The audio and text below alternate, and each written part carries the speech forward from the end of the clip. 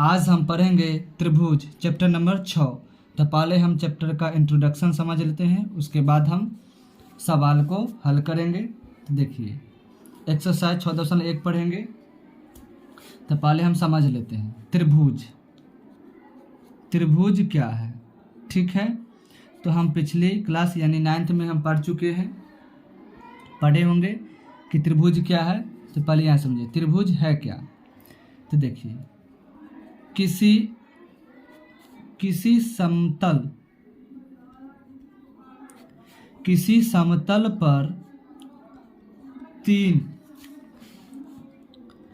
तीन भुजाओं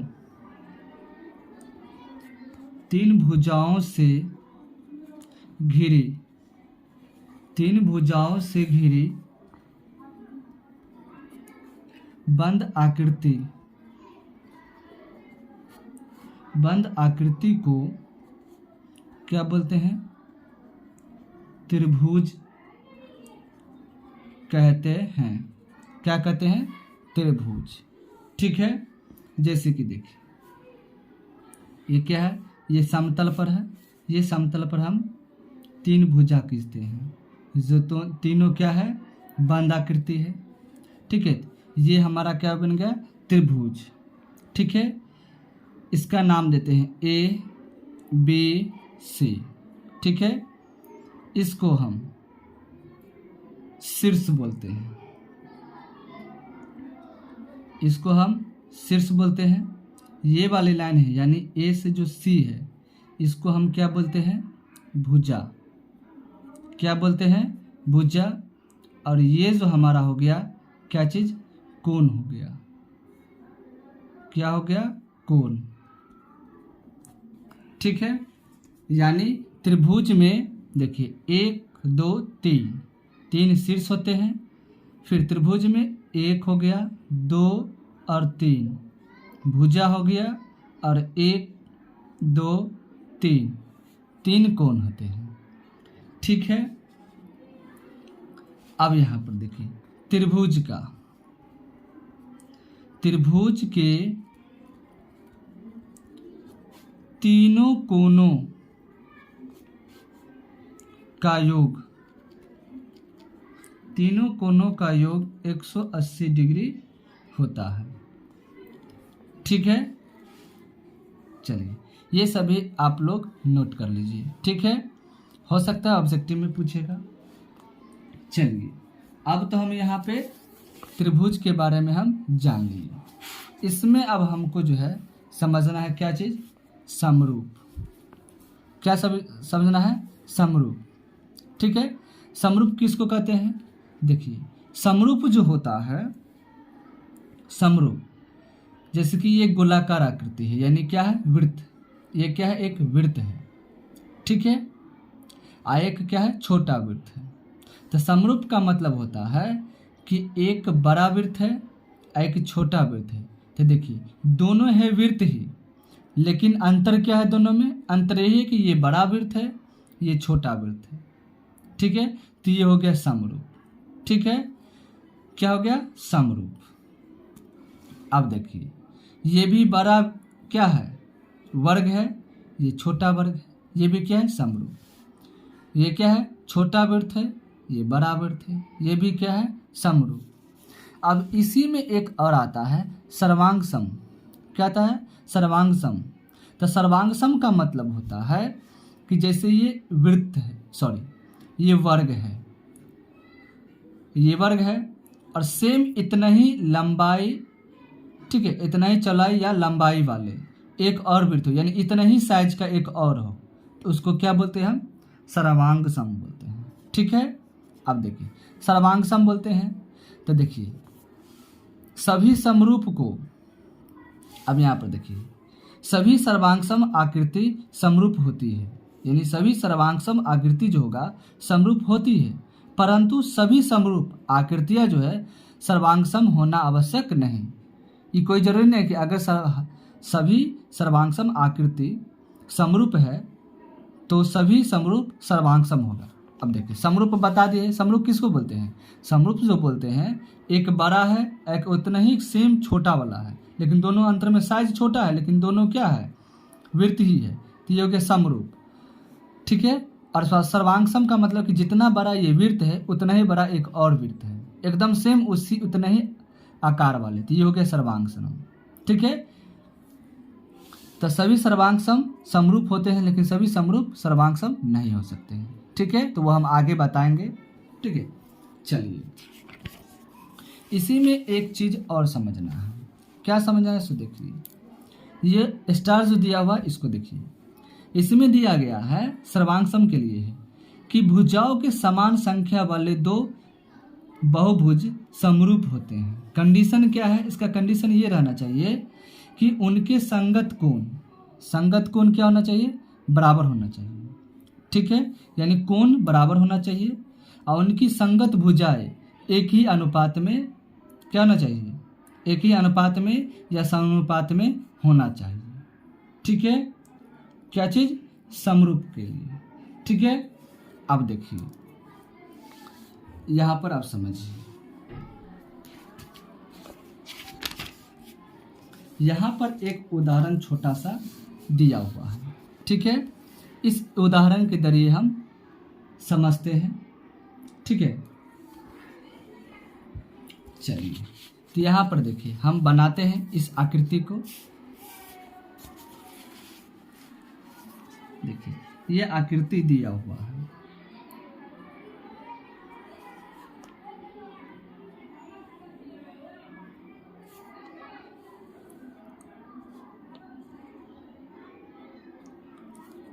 ये हमारा ए बी सी और डी दिया हुआ है।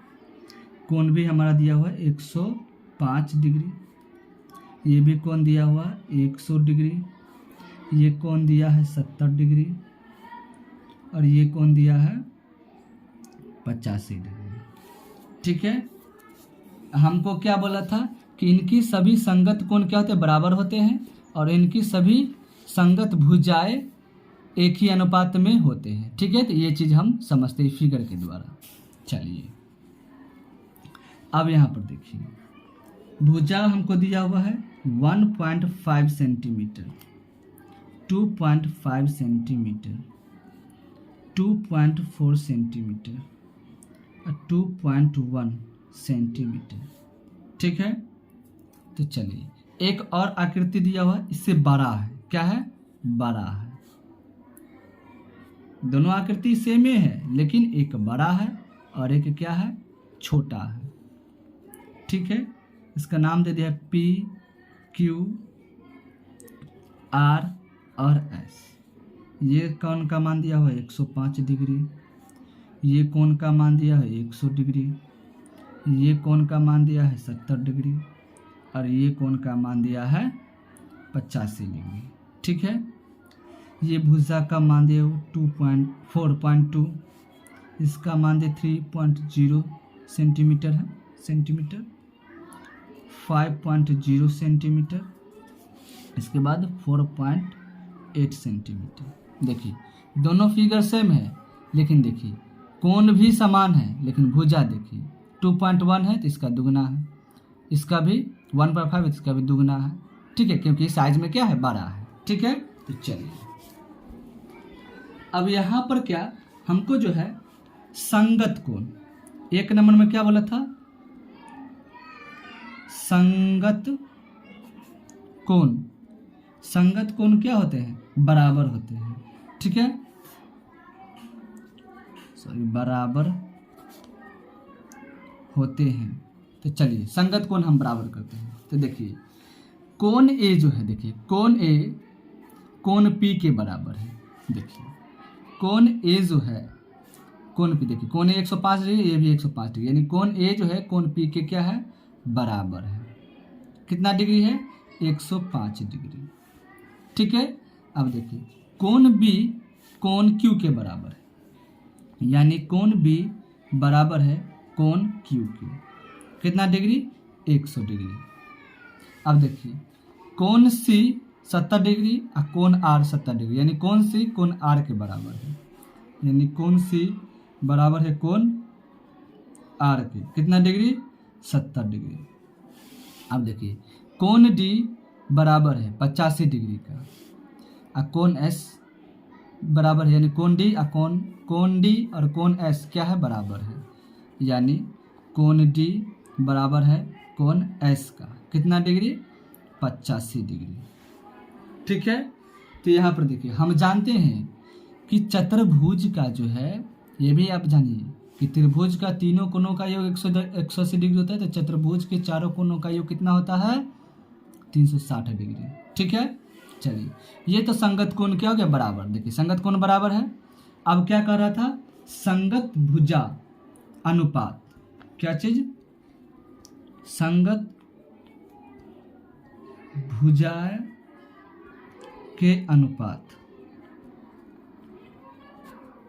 ठीक है, अब देखिए भुजा अब हम बराबर करते हैं, ये तो कोण बराबर हो गया, अब भुजा, ये जो है हमारा, ये सभी ये क्या है, भुजा है। ठीक है, देखिए अब यहाँ पर ए बी जो है, ए बी अनुपात पी क्यू। ठीक है, तो यहाँ पर लिखेंगे अनुपात में, अनुपात है, देखिए ए बी बट्टा क्या चीज, पी क्यू, पी क्यू। तो देखिए ए बी कितना है, ए बी देखिए 1.5 सेंटीमीटर है, यानी 1.5 बट्टा पी क्यू कितना है, 3 है, यानी 3.0 सेंटीमीटर। ठीक है, जब इसको क्या करेंगे, काटेंगे, तो ये 2 बार में कट जाएगा, यानी 1/2 आएगा, कितना आएगा, 1/2। ठीक है, अब देखिए बी सी जो है क्यू आर के क्या है, अनुपात करते हैं, तो बी सी यानी बी सी अनुपात क्यू आर,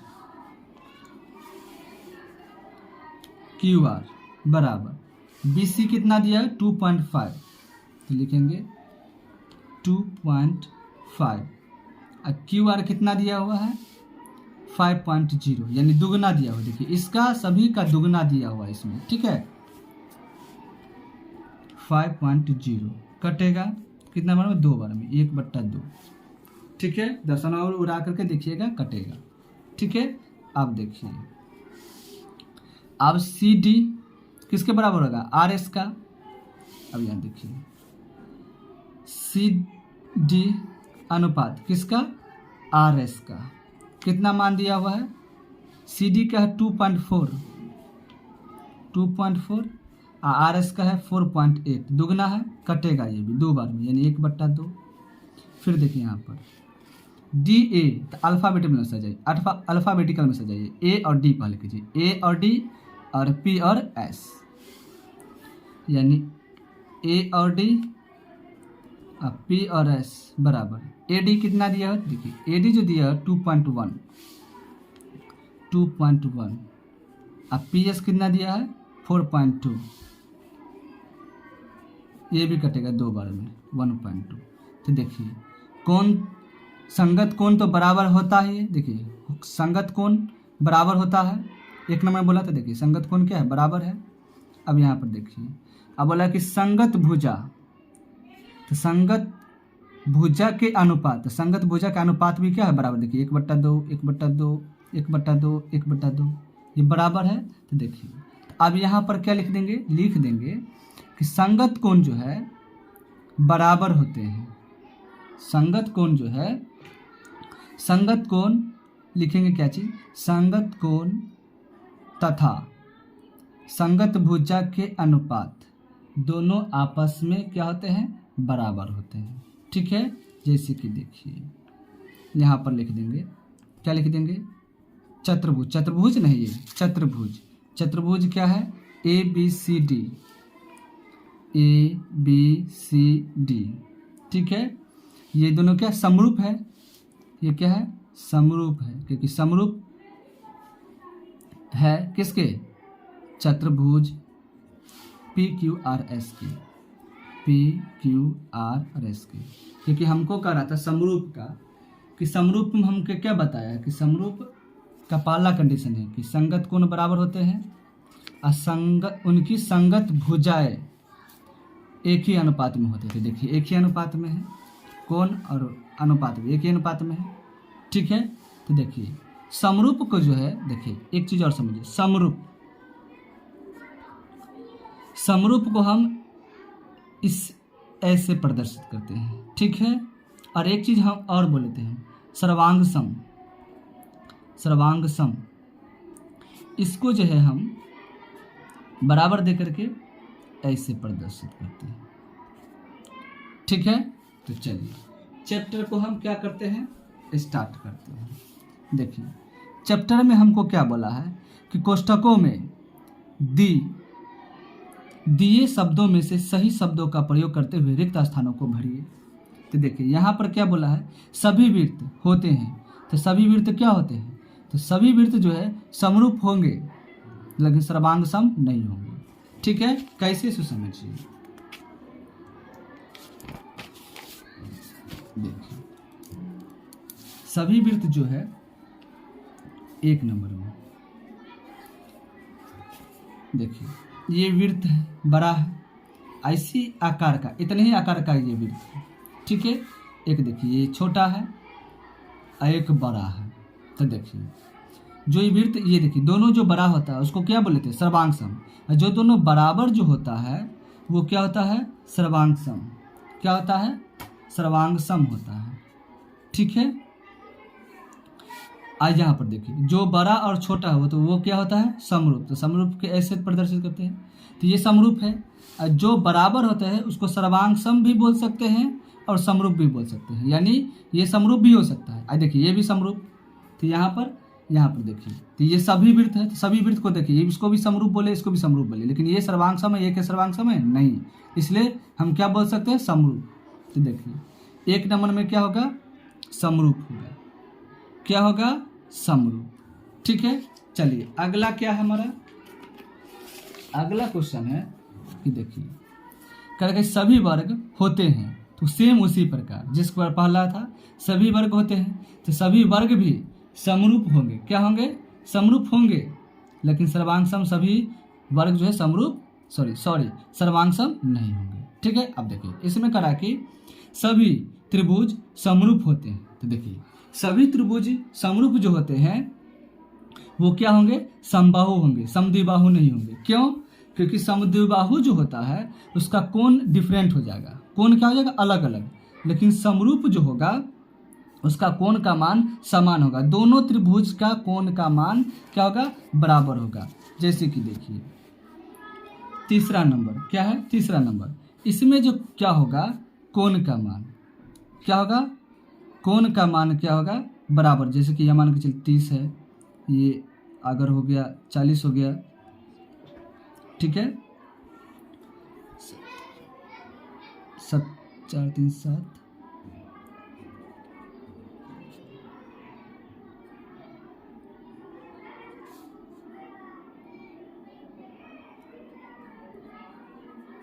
कितना हो गया 30 40, तो ये कितना होगा, ये हो जाएगा 70, उधर हो गया 160 पुराना है ना, 180 180 पुराना है, इधर 80 और 30 यानी 110 होगा।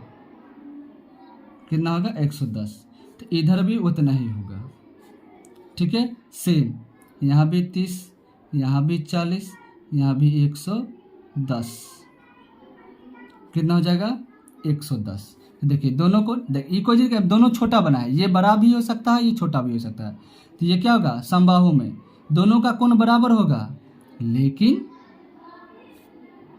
दोनों बराबर होगा तो समबाहु होगा, और समद्विबाहु का कोण अलग अलग हो जाएगा। तो ये क्या होगा, इसका कंडीशन ये क्या होगा, समबाहु होगा, ठीक है। अब देखिए यहाँ पर क्या बोल रहा है, यहाँ पर बोला कि भुजाओं की समान संख्या वाले दो बहुभुज, भुजाओं की समान संख्या वाले दो बहुभुज समरूप होते हैं यदि क्या है, यदि उनके संगत कोण क्या हो, डैश हो, तथा उनकी संगत भुजाएं डैश हो। तो देखिए अभी हम बताए थे स्टार में कि यदि संगत कोण, उनके संगत कोण क्या होते हैं, बराबर होते हैं। एक न पहला नंबर में बराबर और दूसरा नंबर में क्या होगा, समानुपाती, ठीक है। पहला का क्या था, चौथा। अब चलिए दूसरा समझिए, दूसरा सवाल में क्या कर रहा है, दूसरा में कर रहा है कि देखिए निम्नलिखित युग्मों के दो भिन्न भिन्न उदाहरण दीजिए। दो भिन्न भिन्न उदाहरण देखिए। समरूप आकृति, तो समरूप आकृति किसको बोलते हैं? तो समरूप आकृति जो बोलते हैं, देखिए 2 नंबर सवाल, समरूप किसको बोलते हैं? अब जैसे कि ये छोटा त्रिभुज है, क्या है? छोटा त्रिभुज। एक बना दिए हम क्या चीज? बड़ा त्रिभुज। तो ये दोनों क्या है? समरूप है। खाली आकृति में क्या है? ये छोटा और ये बड़ा है, इसी को क्या बोलते हैं? समरूप। ठीक है। और अगला बोल रहा है कि ये आकृति जो समरूप नहीं है। ठीक है। समरूप नहीं होने के लिए इसका कंडीशन क्या हो जाएगा? तो देखिए ये 2 का पहला, ये 2 का दूसरा। समरूप नहीं हो तो समरूप नहीं हो तो देखिए ये बना दिए त्रिभुज, एक बना दिए वृत्त, तो ये समरूप नहीं है, ये समरूप नहीं है, क्योंकि ये वृत्त है, ये त्रिभुज है और ये क्या है? वृत्त है, तो ये समरूप नहीं है। ठीक है। चलिए तीसरा नंबर, तीसरा सवाल में करा कि बताइए कि निम्नलिखित चतुर्भुज समरूप है या नहीं। तो देखिए अभी हम आप लोगों को एक उदाहरण बताए थे, ये वाला। ठीक है। तो इसमें देखिए दोनों आकृति सेम है, कोण भी क्या है? सेम है। आकृति देखिए जिस प्रकार ये बना हुआ उसी प्रकार ये भी बना हुआ, लेकिन दोनों में देखिए इसमें अंतर करें। देखिए इसमें देखिए क्या चीज? वर्ग जो दिया हुआ, इसमें देखिए दोनों में अंतर है कि ये देखिए यहाँ पर एंगल जो बन रहा है 90 डिग्री का, लेकिन यहाँ पर 90 डिग्री का एंगल बन रहा है नहीं। ठीक है, नहीं बन रहा है, तो ये जो है चतुर्भुज समरूप नहीं है। ठीक है, क्योंकि कोण समान क्या होगा? नहीं होगा। चलिए भुजा तो थोड़ा देर के लिए क्या होगा? समान हो सकता है, भुजा समान हो सकता है, लेकिन कोण समान नहीं हो सकता है। अब यहाँ पर हम क्या लिखेंगे?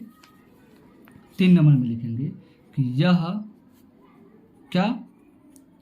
चतुर्भुज, यह चतुर्भुज समरूप नहीं है, क्योंकि भुजा समान, चलिए भुजा समान है, परंतु कोण क्या है? कोण समान नहीं है। ठीक है, ये तो हो गया इसका। ये हमारा 3 नंबर सवाल क्या हो गया? खत्म। ठीक है। आप लोगों को देखिए यहाँ पर देखिए थ्योरम है। ठीक है, तो इस चैप्टर में 13-14 क्या है? थ्योरम है। तो ये सभी थ्योरम को हम वीडियो अलग से बना करके हम डाल देंगे, आप जा करके देख लीजिएगा, क्योंकि थ्योरम जो है आप लोगों में 5 नंबर में पूछा जाता है। तो ये सभी मोस्ट इम्पोर्टेंट थ्योरम है, आप याद कर लीजिएगा। जो भी ये थ्योरम है, खास करके ये थ्योरम बार बार पूछा जाता है। ठीक है, कुछ 4-5 थ्योरम ऐसे है कि बार बार पूछे जाते हैं, तो वो आप लोग उसको क्या लीजिएगा? याद कर लीजिएगा। ठीक है, धन्यवाद।